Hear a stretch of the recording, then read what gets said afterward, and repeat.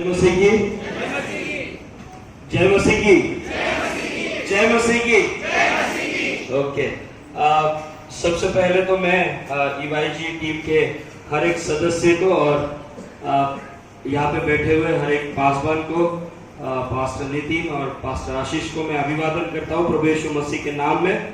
और जितने लोग मुझे यहाँ पे जानते हैं या मेरे कलीसिया से और किसी न किसी द्वारा जो जुड़े हुए हैं, मैं आप सबको प्रभु यीशु मसीह के नाम में अभिवादन करता हूँ।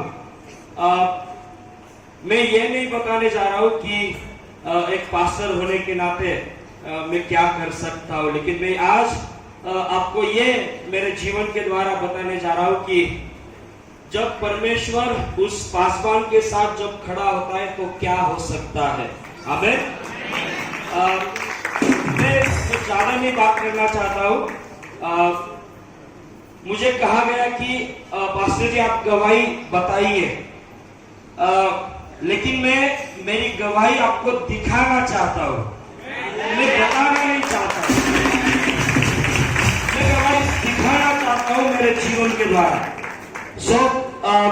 ये सबसे महत्वपूर्ण बात मेरे लिए है कि आज आपके सामने एक पास्टर होने के नाते मैं आप सबके सामने खड़ा हूँ। मैं कोई एक बड़ा प्रचारक नहीं हूँ, एक बड़ा कोई पास्टर नहीं हूँ, लेकिन मैं एक ऐसा आदमी हूँ, एक साधारण सा आदमी हूँ जिसके ऊपर प्रभु यीशु मसीह विराजमान है। और मेरे प्यारे भाई और बहनों, शायद मुझे पता नहीं कि मैं किन लफ्जों के साथ मैं आपके सामने ये बात शेयर करूं, लेकिन मेरे जीवन के बारे में सिर्फ 2-3 बातें मैं आपसे शेयर करना चाहता हूं। और वो ये बात है कि आपके सामने एक ऐसा बंदा खड़ा है जो आत्महत्या करने के लिए जाने वाला था। आपके सामने एक ऐसा बंदा खड़ा है जिसने 4-5 या पूरा हफ्ता बिना खाए बिना सोए प्रभु के वचनों को जानने की कोशिश की। जब मेरे साथ कोई नहीं था, जब मेरी मां गुजर चुकी थी, ऐसे कठिन परिस्थितियों में मैं बड़ा हुआ, सेवकाई के साथ मैं विश्वास योग्य रहा। बात उन दिनों की है जब मैं भुसावल में 2015 को दिसंबर 18 तारीख को मैं यहाँ पे मेरा पूरा सामान लेकर आया। मेरी कलीसिया की परिस्थिति कठिन थी। ऐसा लग रहा था कि शायद मैं यहाँ पे ज्यादा दिन ज्यादा साल रहूं या ना रहूं, लेकिन एक विश्वास था। प्रभु का वचन मेरे साथ हमेशा बात कर रहा था कि आपको एक अलग कार्य के लिए यहाँ 2007 में हुई, 30 मई 2007 को मेरी शादी हुई। शादी के 6 महीने बाद ही जब हम एक जगह पे जब प्रार्थना के लिए हम बैठे थे, मैं था, मेरी पत्नी थी और कई 2-3 पासवान थे। एक पासवान जो मुंबई से आए थे वो हमारे साथ थे। जब प्रार्थना खत्म हुई, प्रेजेंट वर्शिप खत्म हुई, तो हम जाने ही वाले थे। हमने हमारे जूते पहने, चप्पल हमने पहने और हम जब बाहर जाने वाले थे तो एक पासवान ने हमें रोक लिया और हमें ये कहने लगे कि मुझे आपके लिए प्रार्थना करनी है। अब मैं इसलिए प्रार्थना करना चाहता हूँ कि आपके जो परिवार जो अधूरा है, वो आपका परिवार शायद पूरा हो या ना हो ये पता नहीं, लेकिन कई अड़चने आपके जीवन में आ रही है। और मैंने हंसी मजाक में उस बात को टाल दिया। मैंने सेवक के द्वारा प्रार्थना तो करवा ली, लेकिन जब मैं और मेरी पत्नी जब हम हमारे घर आ रहे थे तो मैंने ये बात उनसे कही, मेरे पत्नी से कही, अगर परमेश्वर को बताना है तो परमेश्वर पहले मुझे बताएगा, ना कि किसी सेवक को बताएगा। ये बात मैंने कहकर मैंने टाल दी। उसके बाद 2 साल गए।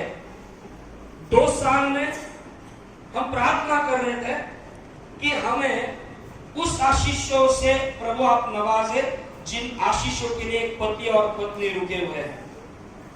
फिर भी हमारी प्रार्थना को सुना नहीं गया, फिर भी हमारे प्रार्थना का उत्तर हमारे पास नहीं आया। ऐसे करते करते करते करते 12 साल गुजर गए। 2018 की बात है भाई और बहनों।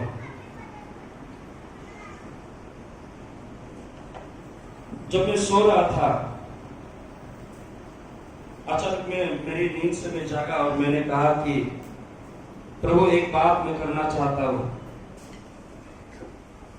2 दिन मैंने उस पासवान का नंबर ढूंढा जिस पासवान ने पहली भविष्यवाणी मेरे जीवन के बारे में की थी। मुझे नंबर मिला, मैंने फोन लगाया और उस पासवान को मैंने सॉरी कहा। मैं बोला पास्टर जी मुझे क्षमा कीजिए, जो बात आपने 12 साल पहले मुझे बताई थी उस बात पर मैंने गौर नहीं किया, उस बात पर मैंने विश्वास नहीं किया। उस आशीष को पाने के लिए मुझे 12 साल रुकना पड़ा। सितंबर अक्टूबर 2018 की बात है जब पहली बार ब्रदर आनंद इस भूसावल शहर में आए। जब पहली बार मैंने उनसे मुलाकात की, मुझे अभी भी वो दिन याद है जब हम तनारिका के उनके रूम में मैं और मेरी पत्नी फूट फूट कर उनके पास हम रोए, गिड़गिड़ाए और उन्होंने हमारे लिए प्रार्थना की। और मेरे लिए भविष्यवाणी ये हुई, ब्रदर आनंद ने कहा पास्टर जी आपको एक अलग रीति से परमेश्वर ने इस भूसावल के लिए चुना है और बात ये होने वाली है कि अगले साल में 1 साल के अंदर आप बच्चे को जन्म देंगे। वो बात है जो सितंबर या अक्टूबर 2018 में वहां पे बोली गई। और आज का दिन है मेरे प्यारे भाई और बहनों, मैं पूरे विश्वास के साथ आपके सामने ये बात रखना चाहता हूं। उस साल को 1 साल पूरा हो चुका है और इस 1 साल में आज मेरे घर में एक नहीं बल्कि 2 बेटे हैं।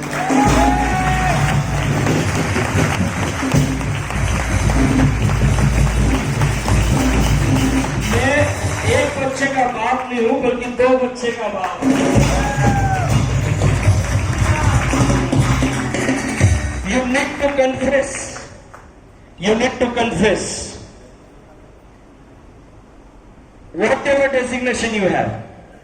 सही बात है ना? आप पासवान हो, आप सेवक हो या सर्वसाधारण व्यक्ति हो, प्रभु हम सबके साथ आश्चर्य कर्म करने के लिए तैयार है। बात यह है कि उस भविष्यवाणी पर हमें गौर करना चाहिए, विश्वास रखना चाहिए। पास्टर भाई आनंद ने मेरे लिए प्रार्थना की, मेरी पत्नी के लिए प्रार्थना की और आज उस प्रार्थना को हम महसूस कर रहे हैं हमारे बच्चों के द्वारा। कल 28 तारीख थी, कल मेरे बच्चे पूरे 1 महीने के हो गए। जब पिछले बार मई महीने में ब्रदर आनंद आए थे, यहाँ पे उन्होंने एक मैसेज दिया था, वो मैसेज था रेस्टोरेशन का। और वो रेस्टोरेशन का मैसेज मुझे अभी भी याद है। मैं जहां पे अभी बैठा हूं, मैं वहीं पे बैठा हुआ था और मैंने एक सिंपल सी प्रार्थना आंख बंद करते हुए मैंने की, प्रभु मैं तेरा धन्यवाद करना चाहता हूं कि 2011 में हमें तूने पति पत्नी या मम्मी डैडी होने का फिर से एक बार अधिकार दिया था, लेकिन मिसकैरेज होने के वजह से वो बच्चा हमारा जा चुका था। उसके बाद हमने कई सारी कोशिश की, यहां तक कि सिर्फ टेस्ट ट्यूब बेबी की प्रोसीजर हम करने वाले थे। यहाँ पे बैठे बैठे मैंने प्रार्थना की। जब मेरे पत्नी को ये पता ही लगा था, हमें पता ही लगा था कि हम मम्मी डैडी बनने जा रहे हैं, रिस्टोरेशन का मैसेज सुना, मैंने प्रार्थना की, प्रभु जो बच्चा हमारा गया था उसको तूने वापस दे दिया। प्रभु हम आपको धन्यवाद देना चाहते हैं कि हमारा गया हुआ बच्चा आपने हमें वापस रिस्टोर कर दिया। दूसरे दिन 5वें महीने में जो सोनोग्राफी करनी होती है उसके लिए हम गए। यूजुअली सोनोग्राफी को 10 या 15 मिनट लगते हैं। मेरी पत्नी की सोनोग्राफी 1.25 घंटा चली। बात ये थी, चौथे महीने तक हमें सिर्फ पता था कि हमें सिर्फ एक ही बच्चा होने वाला है। ये मैसेज और प्रार्थना करने के बाद हमें उस दूसरे ही दिन पता लगा कि हमको ट्विंस है।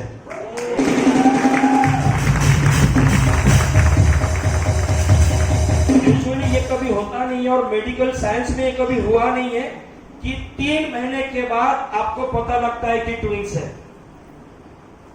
4 महीने के बाद पता लगता है कि हमें ट्विंस है।